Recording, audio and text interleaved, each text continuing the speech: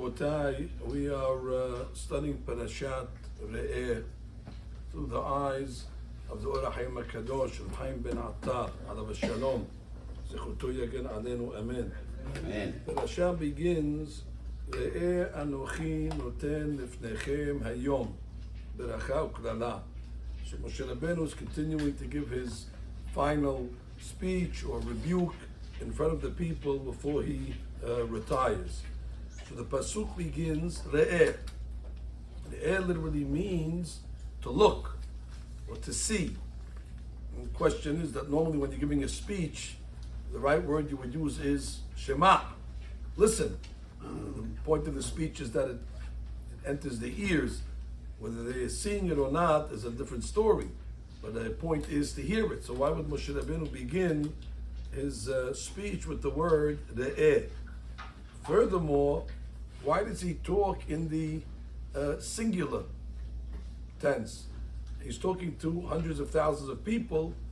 Even if he wants to use the word REEH, he should say Re'u. I mean, he's talking to the masses. And furthermore, the word Anochi. Anochi obviously is referring to himself. Now, what does he have to mention that word at all? I mean, first of all, we have an easier word, that's Ani. But he uses a strong word, Anochi, as if he's talking about himself. And it sounds like he's not talking about himself, he's talking Musar to the people.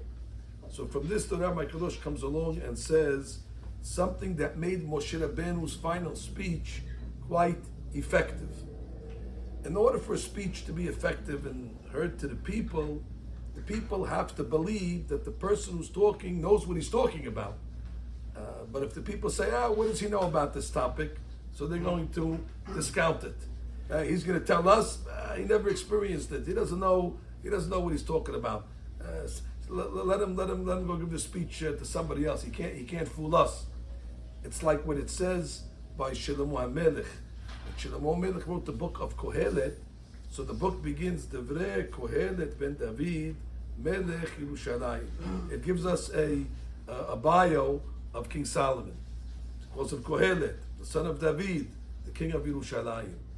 Whereas when he wrote his book Shir HaShirim, it just says Shir HaShirim Asher Shlomo. The book that was written by Shlomo. It doesn't tell us who he was and too much about him. The Mefarshim ask why. Why in Kohelet we need the introduction? And the explanation is because in Kohelet he's coming to give Musar. So the people come and say, who's here to give us Musar? Who does he think he is over here to come and preach, tell us what to do? So first they have to tell us that he's qualified. He's Kohelet. This is a man that used to gather thousands of people when he used to come to talk. Thousands of people would come in a kahal. Could everybody be wrong? Could all those people that would come to hear him all be fooled? Number two, he has Zechut Avot. He's Ben David. He comes from a very, very high pedigree, and therefore he's credible. He's not just some fly by night that just showed up. Ben David. He has Zechut Avot, and Melech Yerushalayim. He's a very, very wealthy man. He's the king of Yerushalayim, and therefore, if he's going to come along and start telling the people, all the things of this world are nonsense and it's vanities and it's waste of time, they can't say, well, what does he know? He never experienced money. He never experienced olam hazeh. He doesn't know what glory is. So therefore they come and say, no, he knew very well.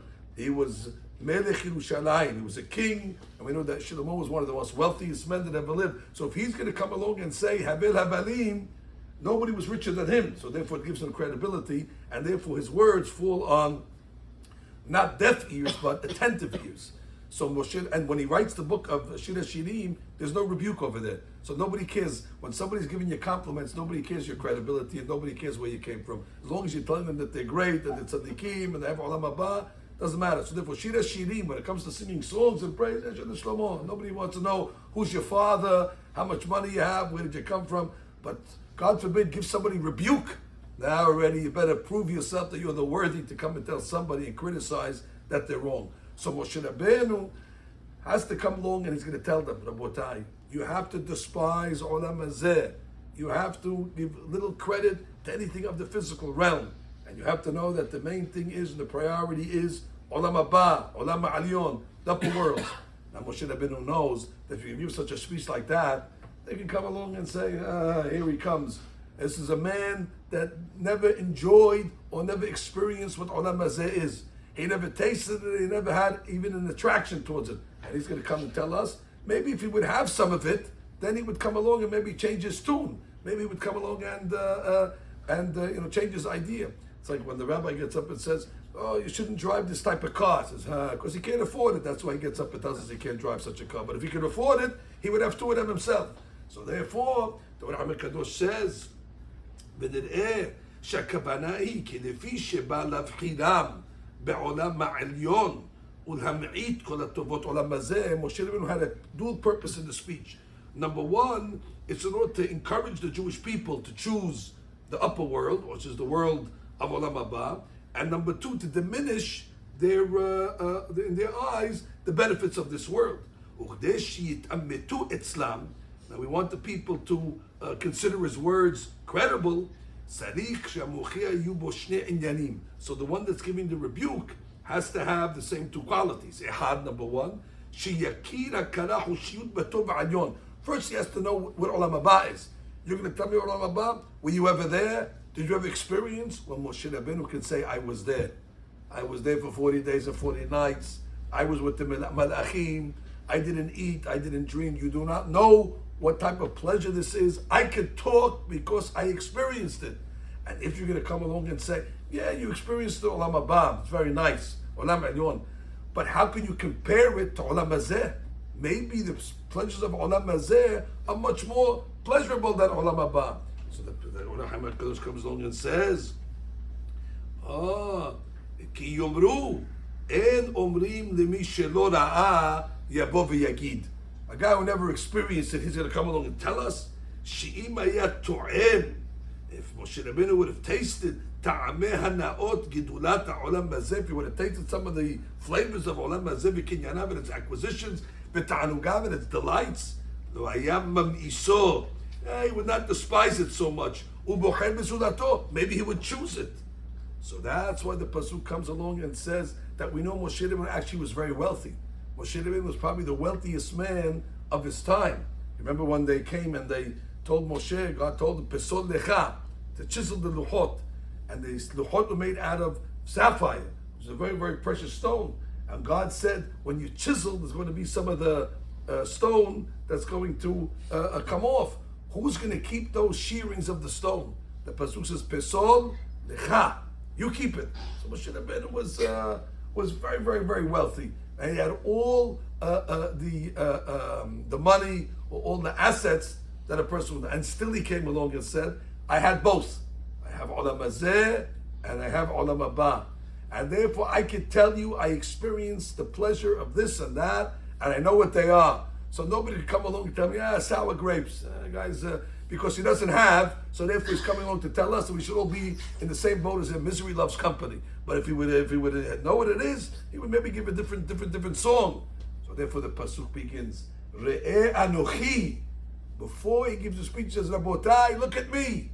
Look at the one that's giving you the speech. I'm a one who knows what Olam Hazeh is, and I'm the one that knows Olam Haba is. And I'm telling you, I saw both, and I understand what both are, and I'm telling you that Olam Haba and Olam Elyon is a much better pursuit than Olam Hazeh. Olam Hazeh pleasure is zero. It's nonsense. It's a waste. Connected the pleasures of and nobody can come along and say, who's he to tell us? So that's what the introduction of his speech is. REEH anochi. Look at me. Lastly, the Rabbi says, but why is it in the singular? REEH. It should say re'u.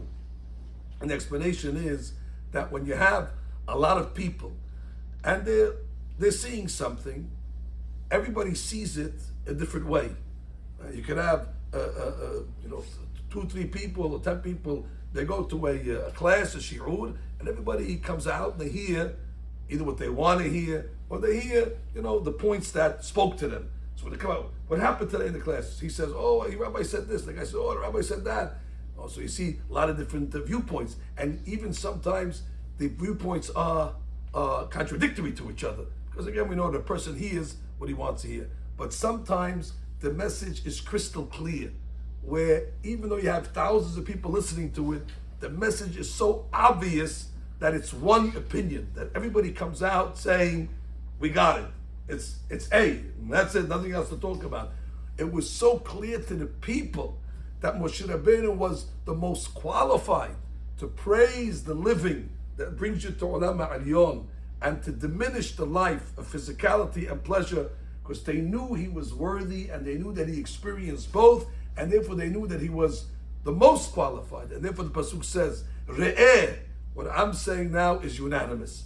Nobody's going to be able to come along and say, it's not true, it's not right, it's a fake. No, REEH. In this case over here, the millions of people that heard it were like one, in that they perceived that Moshe Rabbeinu's credibility and qualifications for giving this talk are definitely valid. The lesson for us is that we must take the musar from somebody that tasted both. Moshe Rabbeinu was saying, listen, take it from me. I was upstairs and I was downstairs. I had the best of upstairs and I had the best of downstairs. Take it from somebody that knows upstairs is much more pleasurable. And therefore don't exchange the pleasures of Olam Ha'ilyon for the ephemeral and temporary pleasures of Olam Hazeh. And it's a message that, although given 3,000 years ago, still could resonate till today. And we don't have too many people that can give such a speech. We don't have too many people that enjoyed complete success in both worlds, Olam Ha'ilyon and Olam Ha'tahton. And therefore we hear it, it's documented in the Torah, so we come along and we're reminded by this great wake-up and great Musa. And it could have come at a better time that Darshanim say on the word Re'eh, Re'eh is Rashi Tevot, Re'eh Elul Higiyah. That's already reminding us that the month of Elul is right around the corner, which is a month already before the high holidays, which is supposed to put us in the right frame of mind and right perspective. And there's nobody greater than Moshe Rabbeinu, Rabban Shel Kol Yisrael, to remind us of our priorities.